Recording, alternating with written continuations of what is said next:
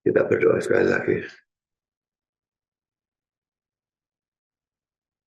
Bapa di surga, terima kasih bahwa dalam kebaktian ini kami kembali mendapatkan kesempatan dan kebebasan untuk membaca, mendengar, mempelajari, merenungkan sebagian firman-Mu, khususnya ayat-ayat yang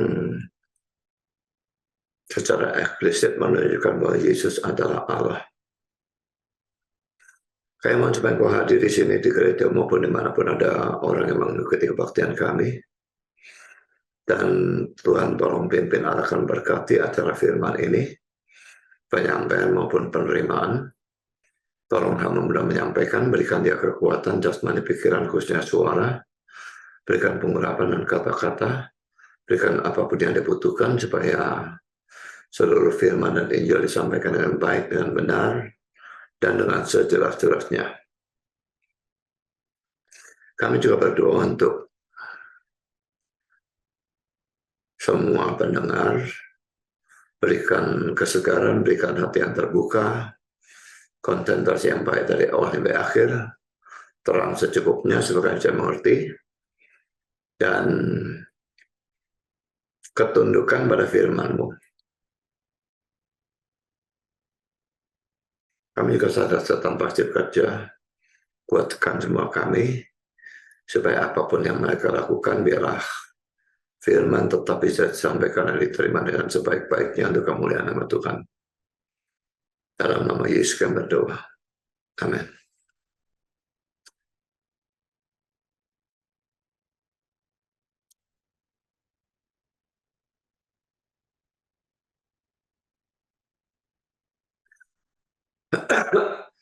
Jadi ini sambungan minggu lalu ya. Jadi tetap membahas Ibrani 1 ayat 8, tetapi ini sajian yang kedua. Pada minggu lalu kita sudah membahas tentang Ibrani 1 ayat 8 ini sebagian besar, dan Mazmur 45-nya itu sebagian kecil. Yang sajian kedua ini terbalik, saudara ya. Mazmur 45-nya itu yang sebagian besar, dan Ibrani 1 ayat 8-nya tetap ada, itu sebagian kecil. Saya lanjutkan pelajaran minggu lalu. Kalau Calvin menganggap bahwa Mazmur 45 itu berlaku untuk seorang raja dan juga berlaku untuk Kristus, tapi John Owen, Pulpit Commentary, dan Albert Barnes menganggap bahwa Mazmur 45 ini hanya menunjuk kepada Yesus saja. Ini komentar dari Albert Barnes. Karena itu pandangan yang tersisa adalah bahwa Mazmur itu mempunyai hubungan orisinil dan eksklusif dengan Sang Mesias. Mazmur itu mempunyai hubungan orisinil dan satu-satunya dengan Sang Mesias. Kata eksklusif artinya adalah sendirian tanpa disertai yang lain atau terpisah dari yang lain. Pulpit Commentary, tidak kepada seorang pun kecuali Yesus kita bisa menerapkan julukan-julukan atau ungkapan-ungkapan atau penggambaran-penggambaran yang digunakan di dalam Mazmur ini. Charles Spurgeon mengatakan sebagai berikut.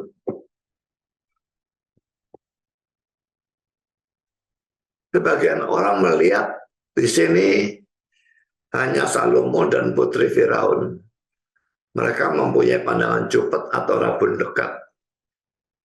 Orang-orang lain melihat baik Salomo maupun Kristus, mereka juling. Mata rohani yang terfokus dengan baik melihat di sini Yesus saja. Nah, argumentasi yang diberikan oleh orang-orang yang mempercayai bahwa Mazmur 45 ini hanya menunjuk kepada Yesus saja adalah sebagai berikut. Pertama, saudara, Mazmur 45 ini membicarakan seorang raja, dan Yesus memang adalah raja. Sekalipun dia bukan raja jasmani, tapi raja rohani ya. Kita baca pembicaraan Yesus dengan Pontius Pilatus ya. Dalam Yohanes 18 ayat 36-37. Jawab Yesus, kerajaanku bukan dari dunia ini. Jika kerajaanku dari dunia ini, pasti hamba-hambaku telah melawan, supaya aku jangan diserahkan kepada orang Yahudi. Akan tetapi kerajaanku bukan dari sini. Maka kata Pilatus kepadanya, jadi engkau adalah raja? Jawab Yesus, engkau mengatakan bahwa aku adalah raja. Perhatikan ya, kata-kata Yesus ini ungkapan yang artinya ya. Untuk itulah aku lahir, dan untuk itulah aku datang dalam dunia ini, supaya aku memberi kesaksian tentang kebenaran. Setiap orang yang berasal dari kebenaran mendengarkan suaraku.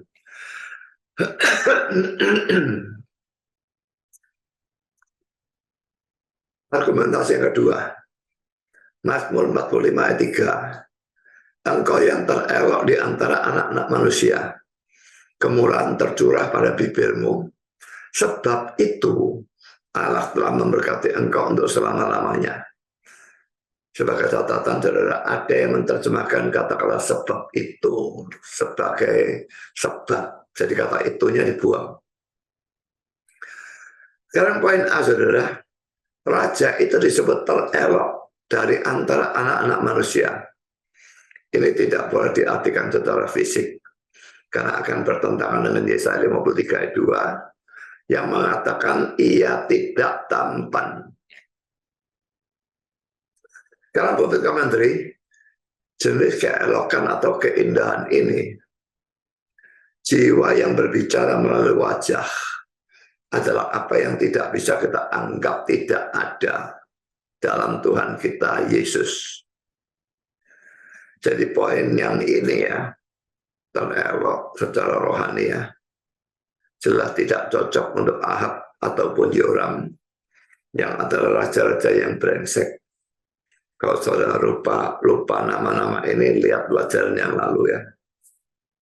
Kan tentang raja itu diduga berapa macam raja, Salomo dan sebagainya. Poin B, saudara, kata kemurahan diterjemahkan grace atau kasih karunia oleh King James, RSV, NIV, dan NASB.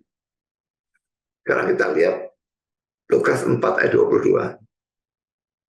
Dan semua orang itu membenarkan dia, dan mereka heran akan kata-kata yang indah yang diucapkannya. Lalu kata mereka, bukankah ia anak Yusuf? Kata indah itu seharusnya gracious, kata sifat ya, atau bersifat kasih karunia, yang menunjukkan bahwa ini digenapi dalam diri Kristus. Ya, jadi di sini ada kata kemurahan yang artinya grace, dan di sini juga gracious, dan itu menunjukkan bahwa kata indah yang seharusnya gracious itu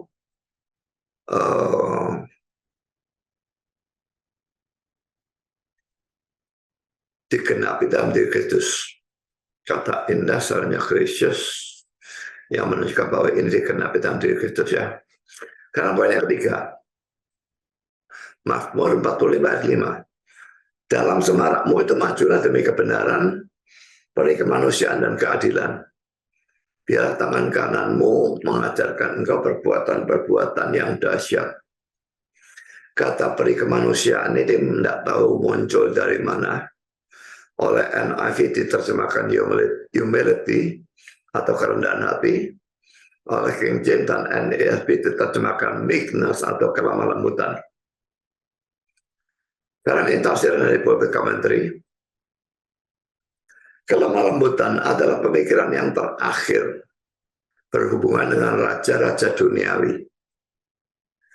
Raja duniawi tidak biasanya lemah lembut ya. Biasanya kalau raja ya diktator keras sekali dan sebagainya itulah. Tapi lihat Matius 11 ayat 29 ini tentang Yesus. Kita baca ayatnya. Pikul aku yang kupasang, dan belajarlah padaku karena aku lemah lembut dan rendah hati, dan jiwamu akan mendapat ketenangan.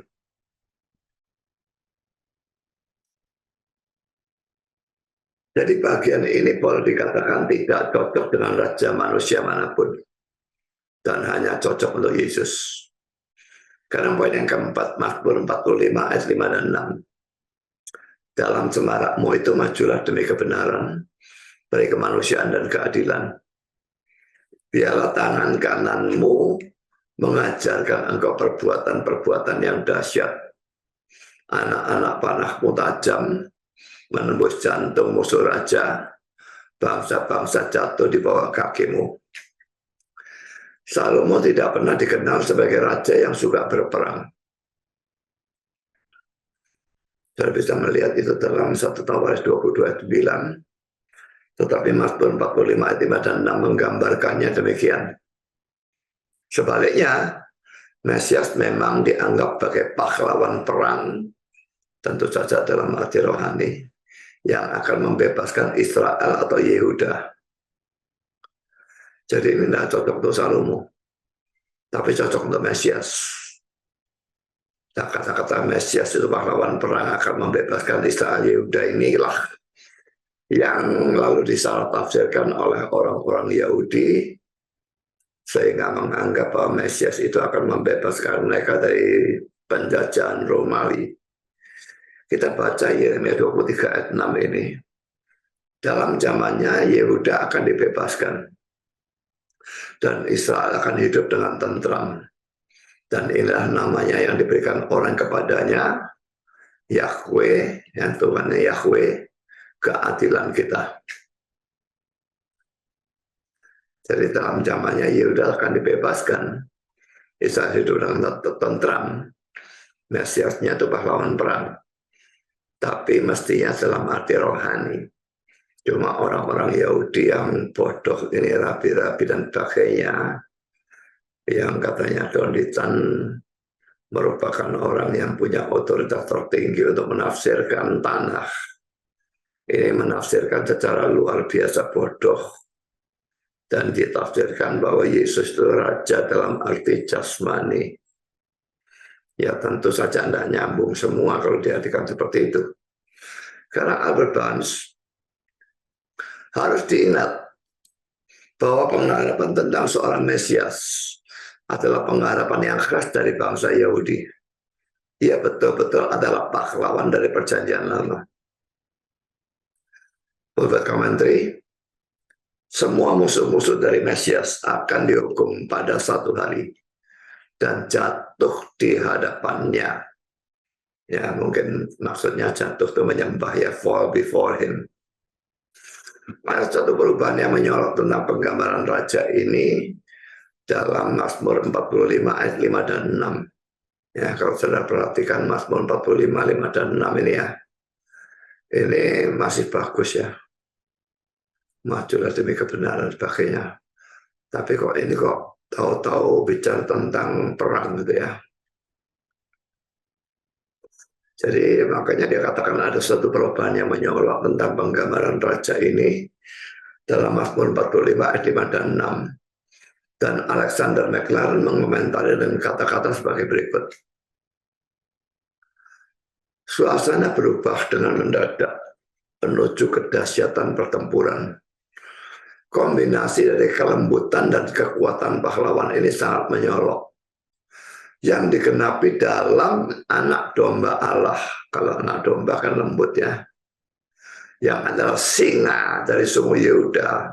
Nah kalau singa ini, wah, buas sekali. Lalu W.S. Plummer mengutip kata-kata Morrison sebagai berikut. Dengan dua metode dari penghakiman dan belas kasihan, sang Mesias menangani anak-anak manusia. Anak-anak panasnya menikam jantung atau hati dan merendahkannya untuk menerima keselamatannya yang besar. Atau mereka memukul penentang yang bersalah dalam debu dan meninggalkannya sebagai monumen pengajaran dari murka ilahi.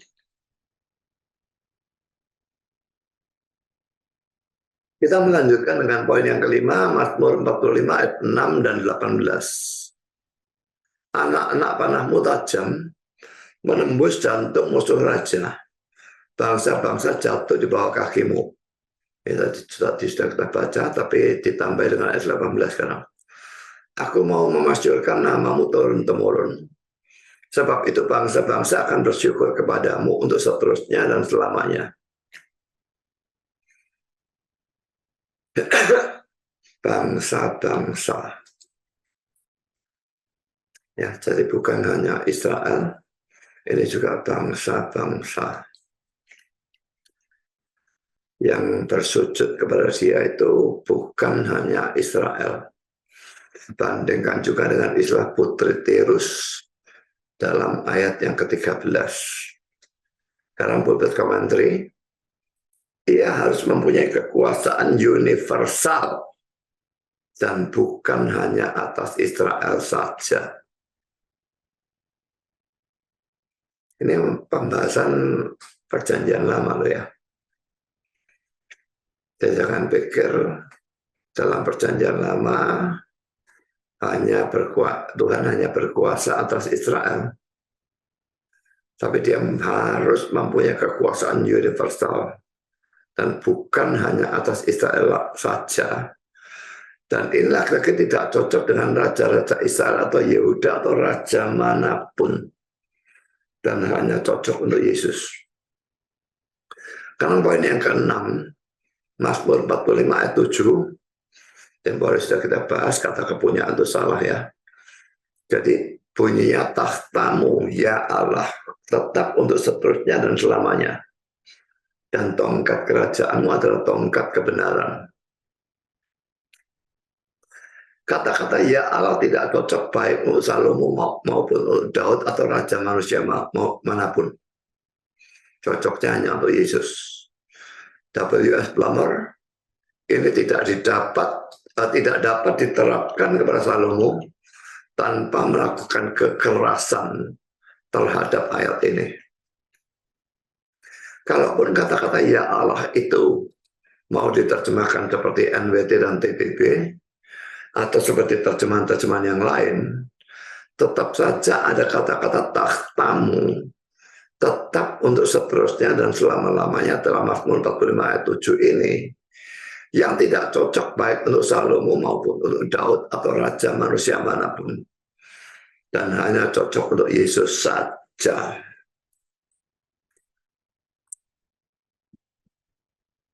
Beberapa commentary, suatu kekuasaan yang tidak pernah ada akhirnya.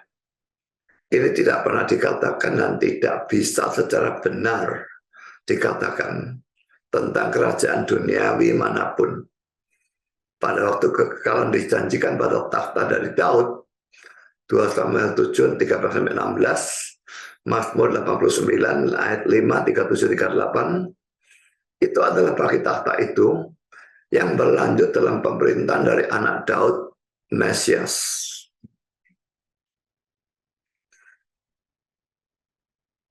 Charles Haddon Version, kepada siapa kata-kata ini bisa diucapkan kecuali kepada Tuhan kita? Matanya, maksudnya mata si pemazmur, yang diterangi melihat dalam suami raja ini dari gereja Allah. Allah yang bertakhta. Allah yang bertakhta selama-lamanya. Butalah mata yang tidak bisa melihat Allah dalam Kristus Yesus. Saya lanjutkan dengan poin ke-7. Mazmur 45 ayat 8. Engkau mencintai keadilan dan membenci kefasikan. Sebab itu Allahmu telah mengurapi engkau dengan minyak sebagai tanda kesukaan, melebihi teman-teman sekutumu.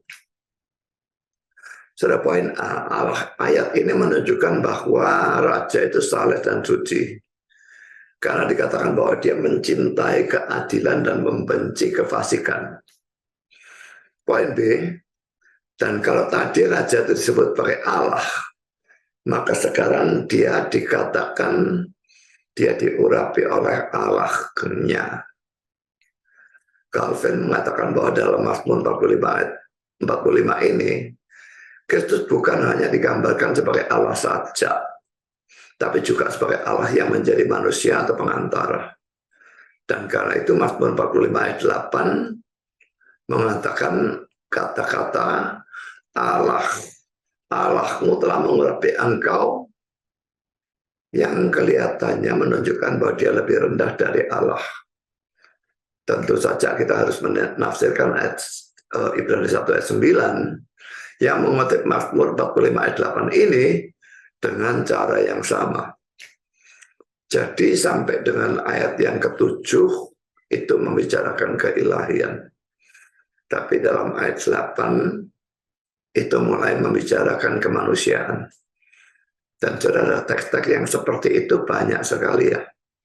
Jadi misalnya teks yang diperdebatkan dalam debat tanggal 7 Desember kemarin ya. Di dalam Yesaya pasal 9. Ini ya. Ini bagian awalnya, sebab seorang anak telah lahir untuk kita, seorang putra telah diberikan untuk kita. Ini jelas menggambarkan kemanusiaan Yesus. Tapi bagian akhirnya, lambang pemerintahan ada di atas bahunya. Dan namanya disebutkan orang penasihat ajaib, Allah yang perkasa, Bapa yang kekal, Raja damai.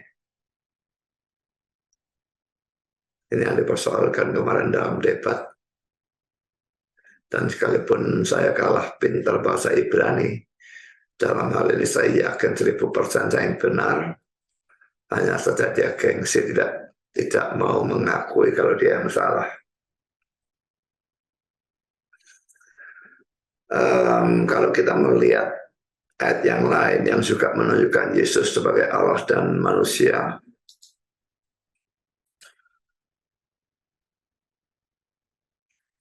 ini ya, Roma 1 ayat 3 tentang anaknya yang menurut daging diperanakan dari keturunan Daud.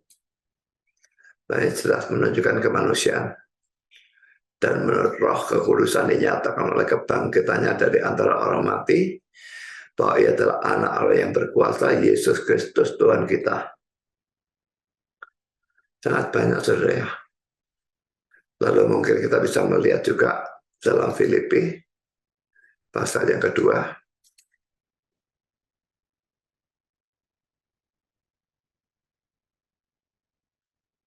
Hendaklah kamu dalam hidupmu bersama menaruh pikiran dan perasaan yang terdapat juga dalam Kristus Yesus. Ayat 5 ya. Karena ayat 6. Yang walaupun dalam rupa Allah, ini keilahiannya, tidak menganggap kesetaraan dengan Allah sebagai milik harus dipertahankan, melainkan telah mengosongkan dirinya sendiri dan mengambil rupa seorang hamba dan menjadi sama dengan manusia. Ini kemanusiaannya. Jadi yang seperti itu sangat-sangat banyak. Dan Mazmur 45 maupun Ibrani pasal 1 itu nanti juga seperti itu. Sebagian menunjukkan keilahiannya, sebagian menunjukkan kemanusiaannya. Buat menteri, ia harus adalah Allah, tetapi diurapi oleh Allah. Ayat 7 dan 8.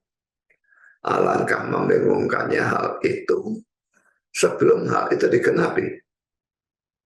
Memang ya, ada banyak ayat yang baru jelas setelah digenapi. Misalnya kalau sekarang ini bilangan 666 dalam Wahyu pasal 13 itu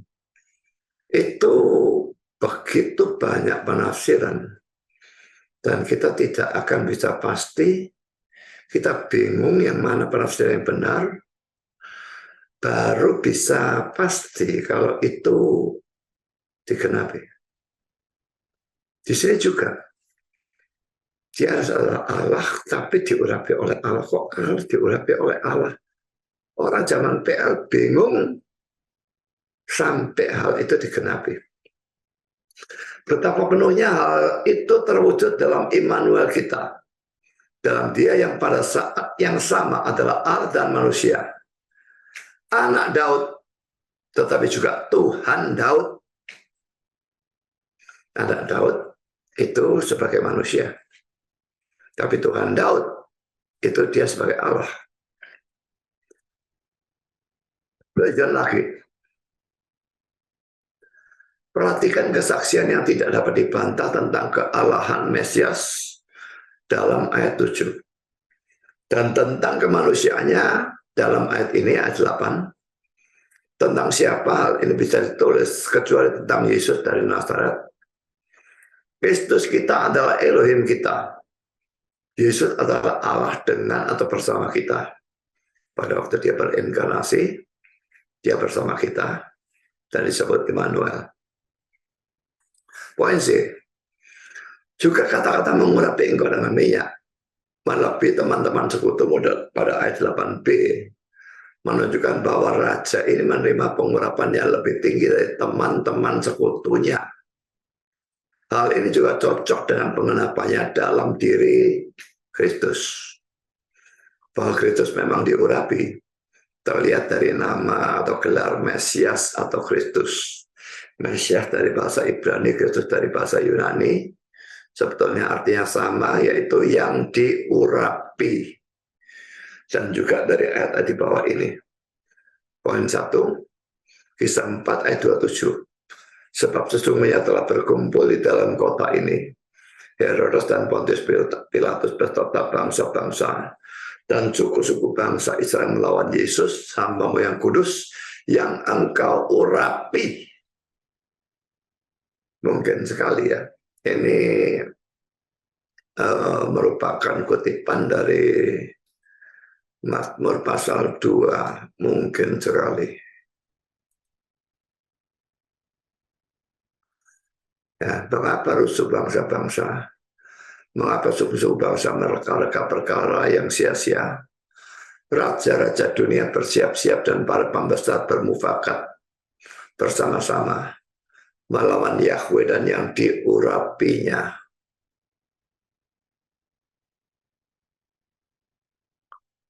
Yang diurapinya Yesus. Yahweh-nya dilawan, Yesusnya juga dilawan. Jangan kita kembali. Poin kedua, kita 10 ayat 38. Itu tentang Yesus dari Nazaret, bagaimana Allah mengurapi dia dengan Roh Kudus dan kuat kuasa. Dia yang berjalan keliling sambil berbuat baik dan menyembuhkan semua orang yang dikuasai iblis, sebab Allah menyertai dia.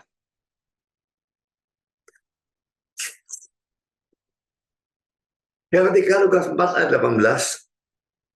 Roh Tuhan ada padaku, oleh sebab ia telah mengurapi aku untuk memberikan kabar baik kepada orang-orang miskin.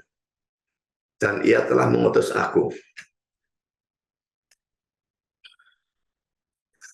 Dan bahwa Yesus diurapi lebih dari orang-orang lain atau teman-teman sekutunya, terlihat dari Yohanes 3:34.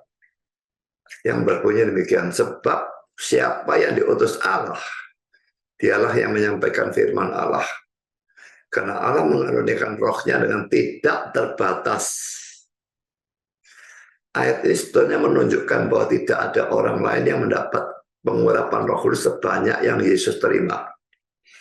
Dalam arti yang sesungguhnya, Yesus adalah satu-satunya orang yang secara mutlak betul-betul dipenuhi dengan Roh Kudus. Kalaupun Petrus dan sebagainya itu, ataupun Paulus atau siapapun pernah digunakan kata-kata penuh Roh Kudus, tetapi bagaimanapun Kristus melampaui mereka. Lebih mutlak kepenuhan Roh Kudusnya, tidak ada yang menandingi dia. Karena yang ke-8 Mazmur 45 ayat 9. Segala pakaianmu berbau mur, gaharu dan cendana. Dari istana gading, permainan kecapi menyukakan engkau. Ini merupakan penggambaran lebih lanjut tentang kata kesukaan dalam ayat 8-nya. Dan Pulpit Commentary memberikan komentar, dihubungkan dengan kedatangannya adalah bau wangi, musik, dan sukacita. Ayat 7, Revised Version. kegembiraan dan nyanyian yang berkumpul di sekeliling raja ini melampaui semua kegembiraan yang lain dan semua nyanyian yang lain yang pernah dikenal oleh bumi. Tidak ada tangisan janda, tidak ada keluhan atau helaan nafas anak yatim, menyertai penaklukan oleh raja ini. Ia menaklukkan, perhatikan ya, tetapi untuk menyelamatkan. Kalau raja duniawi tidak seperti itu ya. Apakah Putin mau menaklukkan Ukraine untuk menyelamatkan? Ngomong kosong. Dimanapun ada raja duniawi berperang, mereka menaklukkan bukan untuk menyelamatkan. Tapi Yesus ini raja rohani. Dia menaklukkan bukan dengan perang jasmani. Dia menaklukkan dengan Injil. Dan tujuannya untuk menyelamatkan.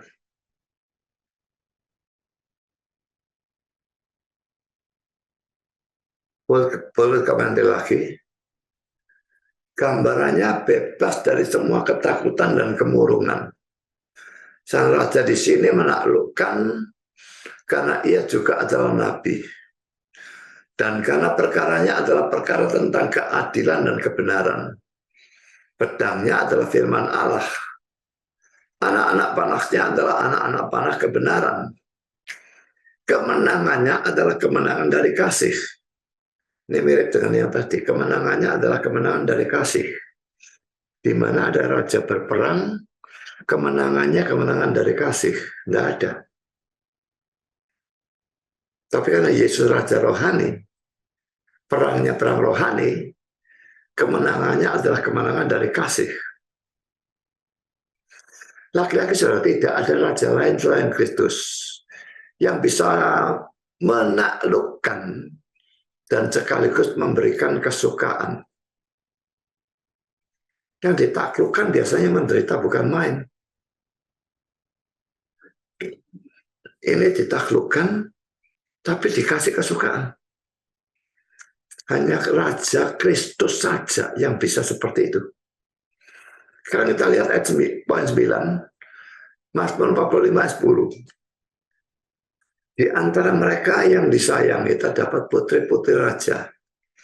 Di sebelah kananmu berdiri permaisuri berpakaian emas dari Ofir.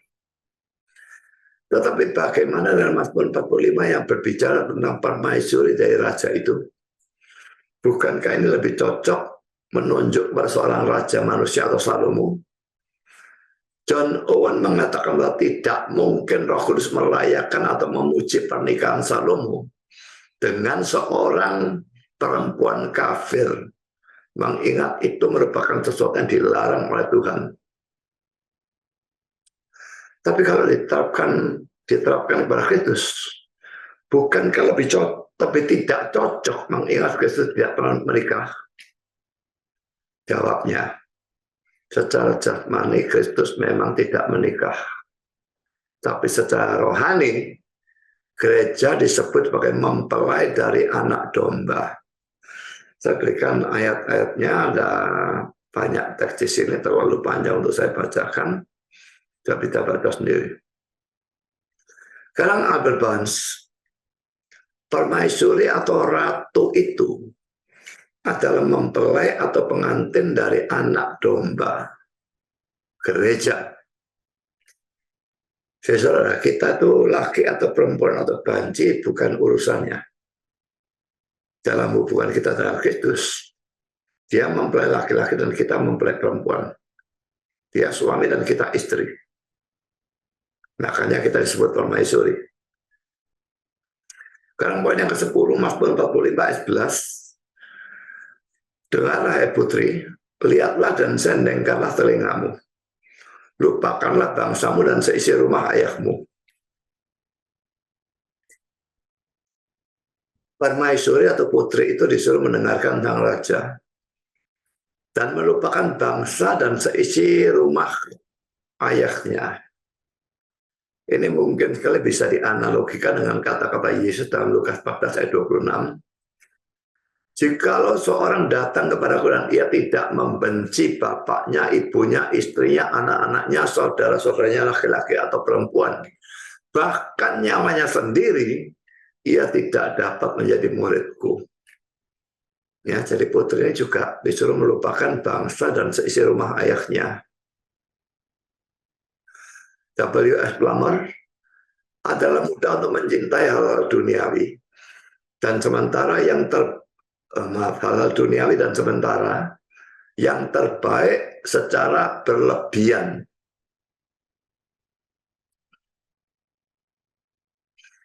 Hal-hal duniawi dan sementara, ya the best ya. Hal-hal duniawi dan sementara yang terbaik, tapi mencintainya itu secara berlebihan. Tetapi melupakan sesuatu yang mustahil untuk terlalu mengasihi Kristus. Pada waktu saya membaca bagian ini, saya pikir, kan bisa ya terlalu mengasihi Kristus ya. Katakanlah seorang terlalu mengasihi Kristus sampai mengabaikan keluarganya.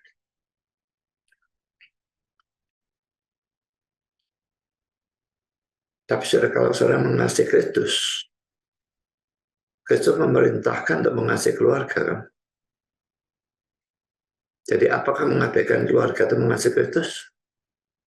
Tentu tidak. Jadi memang benar kata-kata ini merupakan sesuatu yang mustahil untuk terlalu mengasihi Kristus. Untuk segala hal. Pokoknya kalau terlalu, itu buruk. Belajar firman Tuhan itu bagus. Terlalu banyak belajar firman sampai tidak ada waktu doa, tidak ada waktu menyampaikan firman kepada orang lain, itu jadi buruk. Doa itu bagus. Terlalu banyak berdoa, katakan 10 atau 15 jam per hari, tidak ada waktu belajar firman, tidak ada waktu pelayanan, itu buruk. Pelayanan itu bagus, tapi terlalu banyak pelayanan sampai tidak ada waktu belajar firman, laki-laki buruk. Contoh hal yang lain, terlalu itu mesti buruk. Tapi terlalu mengasihi Kristus tidak bisa buruk. Karena kalau kita terlalu mengasihi Kristus, kita juga akan sangat mentaati firman Tuhan. Dan itu tidak memungkinkan terjadi suatu keekstriman atau ketidakseimbangan. Sekarang poin yang ke-11, Mazmur 45:12. Biarlah raja menjadi gairah karena keelokanmu, sebab dialah Tuhanmu. Sujudlah kepadanya, perhatikan ini ya. Dalam King James, for he is thy Lord, and worship thou him. Karena ia adalah Tuhanmu, dan sembahlah dia. Dalam ayat ini, raja disebut Tuhan dari sang permaisuri. Dan permaisuri itu disuruh sujud kepada raja itu. W.S. Plummer mengatakan jika Kristus adalah suami, ia juga adalah Tuhan dari gereja. Ayat 21. Jadi hubungan kita dengan Kristus memang digambarkan dengan macam-macam hubungannya. Bisa suami dengan istri, mempelai laki-laki dan mempelai perempuan, bisa Tuhan atau Tuhan dengan hamba, bisa komandan dengan prajurit, dan sebagainya. Penyebutan Tuhan dan khususnya perintah untuk sujud kepada raja dalam Mazmur 45:12 ini merupakan suatu argumentasi yang sangat kuat mengatakan bahwa Mazmur 45 ini berbicara tentang Kristus dan bahkan hanya berbicara tentang Kristus. Jadi kalau John Owen dan sebagainya tadi tidak setuju dengan Calvin, saya juga tidak setuju dengan Calvin. Bagian ini bukan berbicara tentang seorang raja dan juga tentang Kristus, tapi hanya tentang Kristus. Mengapa?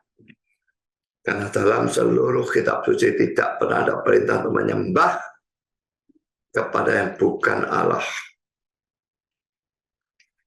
Jadi kalau diterapkan pada raja manapun tidak cocok, pada Kristus cocok karena dia Allah.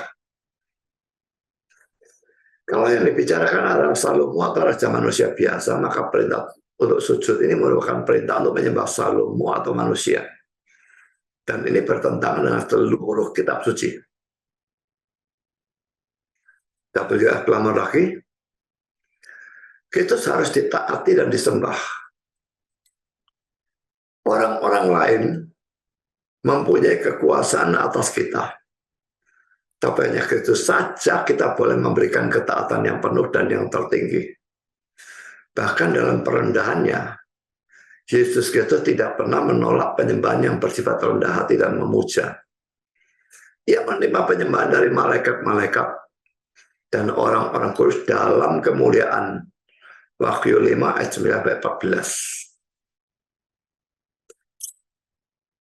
Ini yang saya jadikan argumentasi melawan Don Ritan pada bagian awal ya. Yesus itu Allah. Dan dia sendiri mengatakan bahwa hanya yang boleh disembah itu hanya Allah. Matius 14:10. Tapi dia disembah kok dia mau. Jadi pilihannya cuma dia nabi palsu, orang kurang ngajar sekali, atau dia memang Allah. Tidak ada pilihan nabi asli. Dan pertanyaan itu tidak pernah bisa dijawab oleh Don Ritan. Kita bisa gunakan tuh menghadapi saksi Yehova atau apapun saya bisa juga gunakan. Orang-orang yang menghormati Kristus tapi tidak sebagai Allah, mereka tidak akan berani pilih nabi palsu. Tapi mereka juga tidak akan mau memilih Allah. Jadi mereka kecepet di tengah-tengah, ke kiri salah, ke kanan salah, maju salah, mundur salah. Dalam perdebatan kalau kita bisa menjepit musuh sampai dalam titik itu, sudah jelas kita menang. Sekarang poin yang ke-12, Mazmur 45:17. Para bapak leluhurmu hendaknya diganti oleh anak-anakmu nanti. Engkau akan mengangkat mereka menjadi pembesar di seluruh bumi. Pertama poin A, dalam ayat ini dikatakan bahwa para bapak leluhur itu bentuk jamak ya.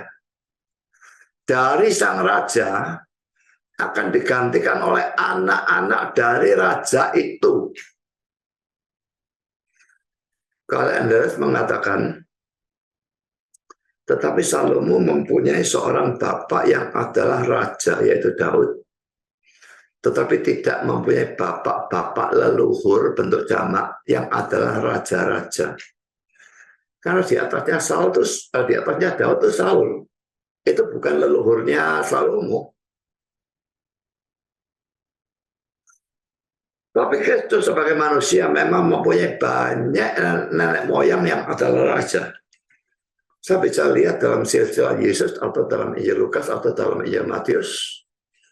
Banyak raja-raja, ada yang saleh, ada yang bejat, yang merupakan leluhur dari Kristus. Nenek moyang dari Kristus. Jadi kalau ini diterapkan kepada Kristus, ini cocok.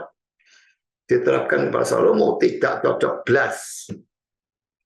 Poin B, dalam ayat ini juga dikatakan bahwa anak-anak dari raja itu akan menjadi pembesar atau pembesar di seluruh bumi.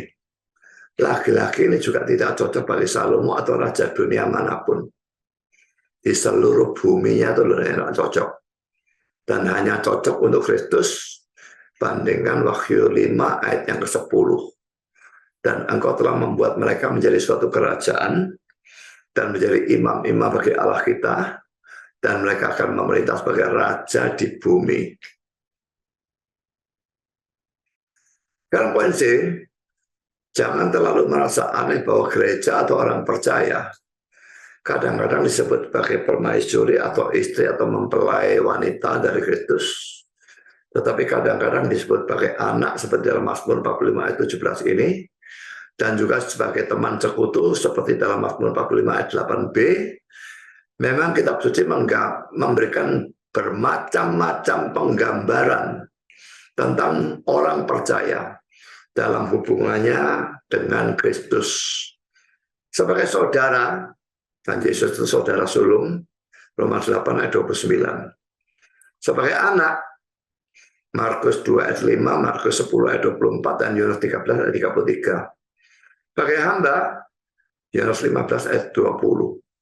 Sebagai sahabat, Yohanes 15 ayat 14. Sebagai mempelai, Wahyu 21:9, dan sebagainya, ada banyak lagi. Komandan dan tentara dan sebagainya. Jadi kita lihat dengan jelas bahwa dari detail-detail, bahwa banyak dari detail-detail dari Mazmur 45 ini yang tidak bisa diterapkan pada seorang manusia biasa. Dan karena saya menyimpulkan bahwa Mazmur 45 ini hanya menunjuk pada Kristus saja, tidak pada Salomo atau raja duniawi manapun. Sebetulnya dari hal ini saja seluruh argumentasi dari saksi Yehuwa sudah runtuh. Karena mereka mendasarkan argumentasi mereka pada anggapan bahwa Mazmur 45 ini pada mulanya atau secara orisinal berbicara tentang seorang raja manusia, yaitu Salomo. Dan juga saudara ya, kalau Mazmur 45 ini sudah kita bahas seperti ini, pada waktu saya membahasnya ini saya lalu terpikir ya, kan saya nantang si More Rizki itu, panggilkan Rabi Yahudi sakarep mulah. Saya berani debat dengan dia asal bahasa Indonesia.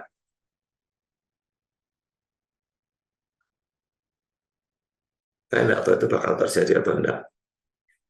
Tapi kalau itu terjadi, saya akan menggunakan Mazmur 45 ini.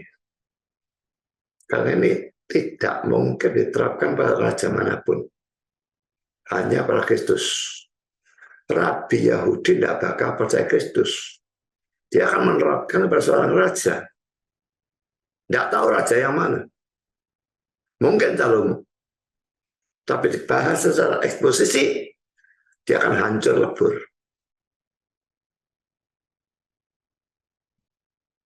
Ya, tapi seperti biasa mereka pasti lari-lari. Bahasa atau kata Ibrani yang sebetulnya tidak ada hubungannya dan sebagainya. Tapi kalau mau argumentasi secara fair, tidak bakal bisa menang dalam persoalan ini, saudara. Jadi sekarang saya mencari apa yang disebut Messianic Psalm. Mazmur yang berbicara tentang Mesias. Ya, kalau memungkinkan akan dieksposisi atau setidaknya dipelajari dan menunjukkan bahwa Mazmur itu hanya untuk Kristus dan bukan untuk siapapun. Nah, Rabi akan pusing kalau baca Mazmur-Mazmur model seperti itu. Karena poin B, peninjauan dari sudut bahasa versus peninjauan dari sudut artinya. Ditinjau dari sudut bahasa, terjemahan yang dipilih oleh saksi-saksi Yehuwa yaitu Allah adalah takhtamu atau takhtamu adalah Allah, merupakan sesuatu yang memungkinkan. Kalau dari sudut bahasa memungkinkan. Tetapi ditinjau dari sudut artinya, terjemahan itu sangat tidak masuk akal. Mengapa? Kalau takhta adalah tempat duduk dari seorang raja. Jadi terjemahan NWT atau TDP itu seharusnya mereka artikan bahwa Salomo atau Kristus duduk di atas Allah. Yang jelas merupakan sesuatu yang tidak masuk akal. Karena itu Alexander McLaren mengatakan bahwa terjemahan itu bisa dengan adil atau wajar dinyatakan sebagai mustahil. Dan Albert Barnes mengatakan para Unitarian atau orang-orang yang percaya bahwa Allah itu tunggal mutlak mengusulkan untuk menerjemahkan ini Allah adalah takhtamu Tetapi bagaimana Allah bisa menjadi suatu takhta dari suatu makhluk ciptaan? Apa arti dari ungkapan seperti itu? Di mana ada satu ayat lain yang paralel dengannya. Sekarang kalian lihat, Allah bukan stat dari takhta. Juga takhta itu sendiri tidak bisa dianggap sebagai wakil atau gambar dari Allah.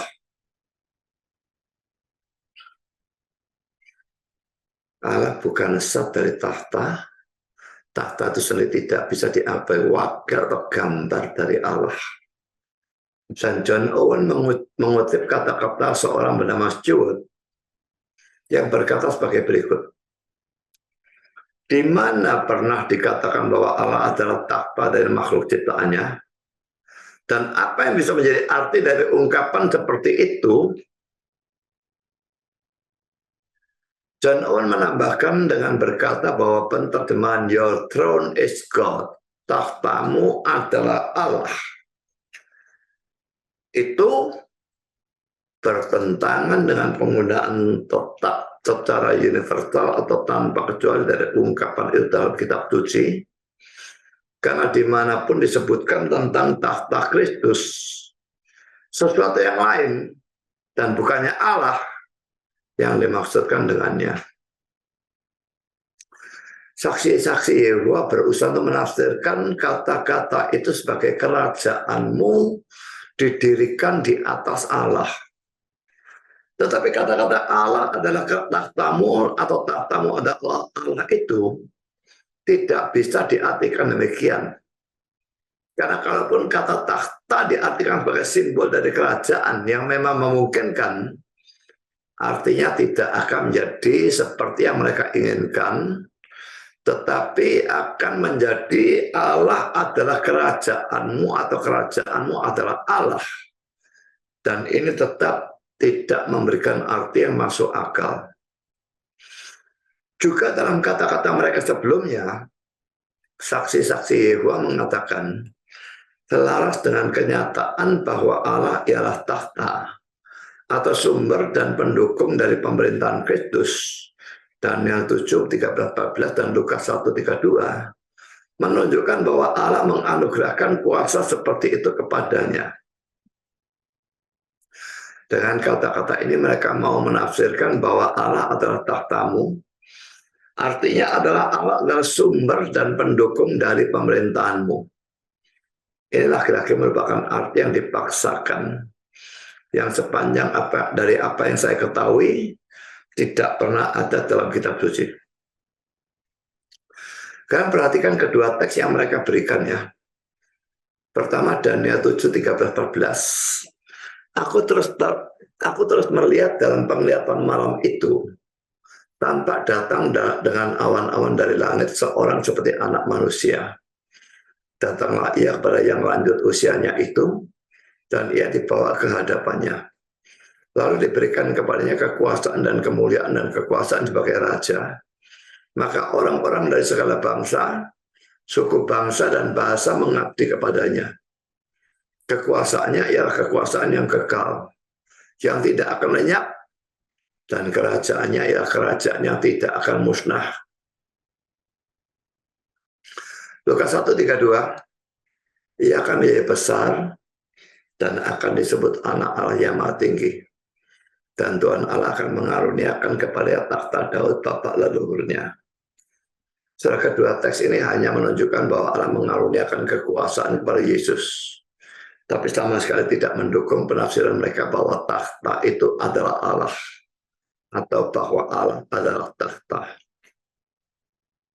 Poin C, dalam kutipan di atas, saksi-saksi Yehova juga mengatakan, Salomo yang mungkin adalah raja yang mula-mula dimaksudkan dalam Mazmur 45, dikatakan duduk di atas takhta Yehova. 1 Tawarik 29 ayat 23, versi NW. Ada dua hal yang bisa saya berikan sebagai jawaban. Kita baca dulu ya, 1 Tawarik 29 ayat 23. Kemudian duduklah Salomo sebagai raja menggantikan Daud ayahnya di atas takhta. kata-kata yang ditetapkan ini tidak ada betulnya, saya coret ya. Di atas tahta Tuhan atau Yahweh, ia mendapat kemujuran sehingga setiap orang bisa mendengarkan perkataannya. 1 Tawarikh 9:23 ini secara hurufiah terjemahnya adalah Salomo duduk pada tahta Yahweh. Ini tentu berbeda dengan kalau dikatakan bahwa Salomo duduk di atas atau pada Yahweh.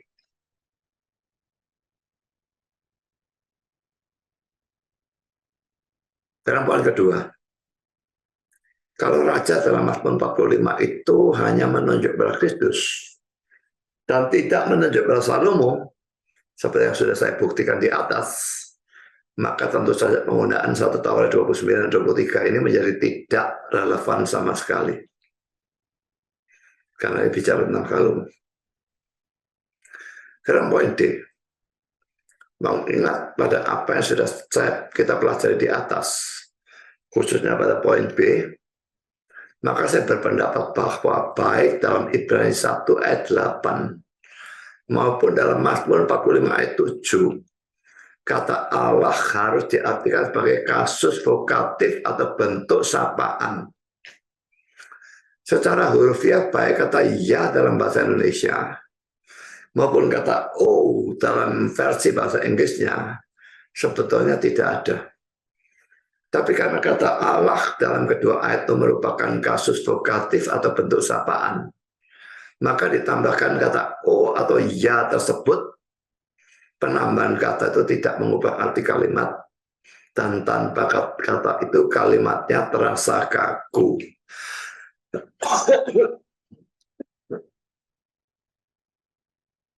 King James menerjemahkan tahtamu ya Allah untuk selama-lamanya. Tongkat kerajaan adalah tongkat yang benar. Saya sudah ada kata ya Allah. Lalu tongkat kerajaan, ada kata untuk selama-lamanya. Tongkat kerajaanmu, tongkat yang benar. Tidak bisa tidak, ini hanya untuk Kristus. Alexander McLaren, satu-satunya terjemahan yang wajar dari teks yang diterima ada terjemahan dari versi-versi tahtamu ya Allah. Penterjemah atau editor dari Calvin's Commentary tentang surat Ibrani mengatakan bahasa Ibrani-nya tidak menerima konstruksi atau susunan lain daripada yang diberikan dalam versi kita dan oleh Calvin. Beberapa contoh lain di mana kata Tuhan atau Allah juga digunakan sebagai sapaan. Kasus vokatif ya. Mazmur 7 ayat 2a dan 4a. Ya Tuhan Allahku, padamu aku berlindung. Ayat 4-nya. Ya Tuhan Allahku, jika aku berbuat ini. Yang kedua Mazmur 10 ayat 12. Bangkitlah Tuhan, ya Allah, ulurkanlah tanganmu. Poin ketiga Mazmur 41 ayat 11a, tetapi engkau ya Tuhan kasihanilah aku. Mazmur 42 ayat 2b, demikianlah jiwaku merindukan engkau ya Allah. Dengan penterjemahan sebagai bentuk sapaan atau kasus vokatif ini, maka jelas bahwa baik Mazmur 45 ayat 7 maupun Ibrani 1 ayat 8 menunjukkan bahwa Yesus adalah Allah. W.F. Plummer, keilahian yang benar dan tepat dari Kristus dinyatakan atau ditegaskan dengan jelas dan tanpa keraguan. Sekarang poin E. Kita kembali ke Ibrani 1 ayat 8. Sesuaikah penterjemahan atau penafsiran di atas dengan konteks dari Ibrani 1 ayat 8? Penterjemahan seperti ini yang menunjukkan bahwa Yesus adalah Allah juga sesuai dengan konteks dari Ibrani 1 ayat 8 itu. Karena kalau kita sekarang melihat konteksnya, yaitu Ibrani 1 ayat 5-14, penulis surat Ibrani itu berusaha untuk membuktikan atau menunjukkan bahwa Yesus lebih tinggi daripada malaikat-malaikat. Dan dalam pandangan kitab suci atau Kristen, Yang lebih tinggi dari malaikat-malaikat itu hanya Allah sendiri. Dari konteks itu ada ayat-ayat yang harus diperhatikan secara khusus, yaitu dalam ayat 6, para malaikat diperintahkan untuk menyembah Yesus, Ibrani 1 ayat 6 ya. Kedua, dalam ayat 12, Yesus disebut Tuhan, poin A. Poin B digambarkan sebagai pencipta langit dan bumi. Poin C dikatakan sebagai kekal dan tidak berubah. Poin D digambarkan sebagai orang yang akan menghancurkan segala sesuatu. Semua ini jelas sesuai dengan penyebutan Yesus sebagai Allah dalam Ibrani 1 ayat yang ke-8 itu. Saudara, dengan membahas Ibrani 1 ayat 8 dalam 2 session, sekaligus membahas sumber kutipan, yaitu dalam Mazmur 45 ayat 7, kita sebetulnya mendapatkan 2 teks. Bahkan kalau Mazmur 45 ayat 7 itu sorean tepannya. 2 teks yang secara jelas menunjukkan bahwa Yesus adalah Allah. Dalam arti kata yang setinggi-tingginya. Yang belum percaya cepatlah percaya. Yang sudah percaya jangan hanya percaya secara teoritis, tapi jadikan itu praktis dalam kehidupan saudara. Sehingga saudara menyembah dia, memuji memuliakan dia, berdoa kepada dia, memuliakan dia, melayan dia, mentaati dia, memberitakan dia, dan sebagainya. Tuhan memberkati saudara. Amin.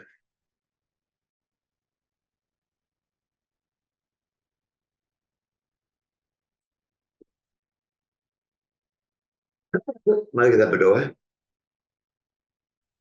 Bapa di surga, terima kasih bahwa kami sudah boleh menyelesaikan Ibrani 1 ayat 8 sekaligus membahas eksposisi dari Mazmur pasal 45. Dan terlihat secara jelas bahwa baik Ibrani 1 ayat 8 maupun Mazmur 45 ayat 7 menunjukkan Yesus sebagai Allah. Dan itu bertentangan dengan penafsiran dari para saksi Yehova yang sama sekali kacau balau. Terima kasih Bapak. Dalam nama Yesus kami berdoa. Amin.